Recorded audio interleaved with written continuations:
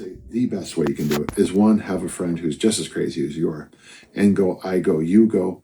You could probably work it out pretty simply into some system like we're to do sets of 5 today. I go, you do 5, I do 5, you do 5, I do 5, you do 5, I do 5.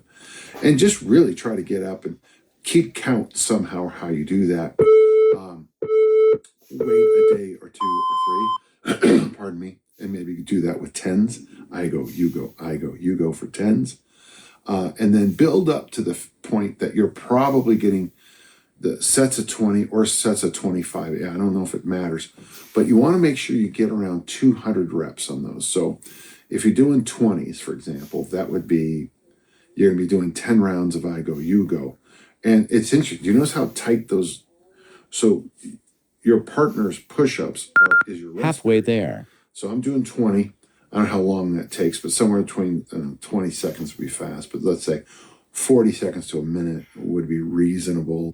Are you a she'll be right person, leaving your KiwiSaver investment ambling along? Well, she could be really right after a chat with Fisher Funds. 10 Their seconds. experts can give your KiwiSaver investment a free wealth check, ensuring you're in the right fund for your goals. And that could make you a got it right person.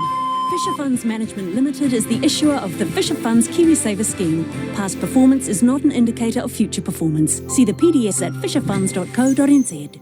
Though it can be a lot shorter than that, obviously. So my rest period is quite narrow.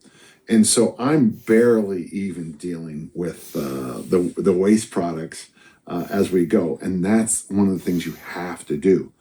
What we noticed when we did the test for PE class, physical education class, Halfway there.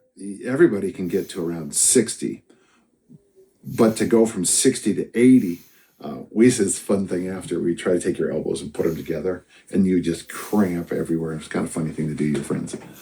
But to get to 100, you have to get yourself 10 seconds. And when you do a practice run, just pop to the floor maybe every 3 weeks and just see what you can do.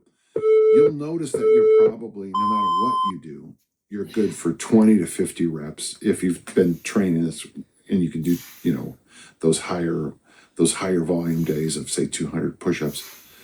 You'll probably get to 50. And then what you'll notice is probably from reps literally 51 to 60, you'll notice that the stress and the strain really adds up. And you need to practice powering your way through that.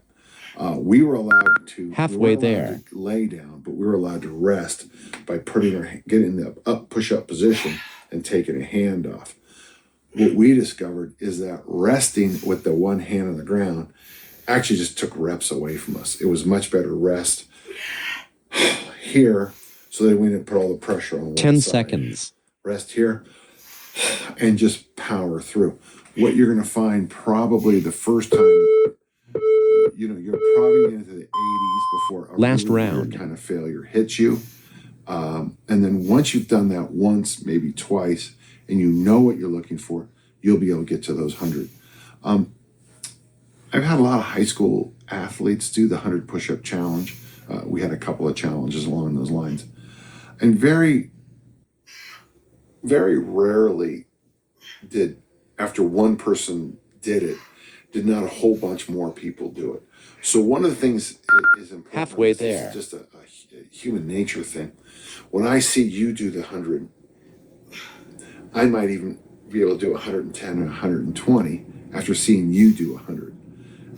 And that just seems to be the way they always say this about Roger Bannister in the 4-minute mile. 10 seconds. All of a sudden, everybody broke it, which isn't necessarily true. It's not actually what happened. But once you go through that, once you see someone do that test, it Well done. becomes a lot more believable.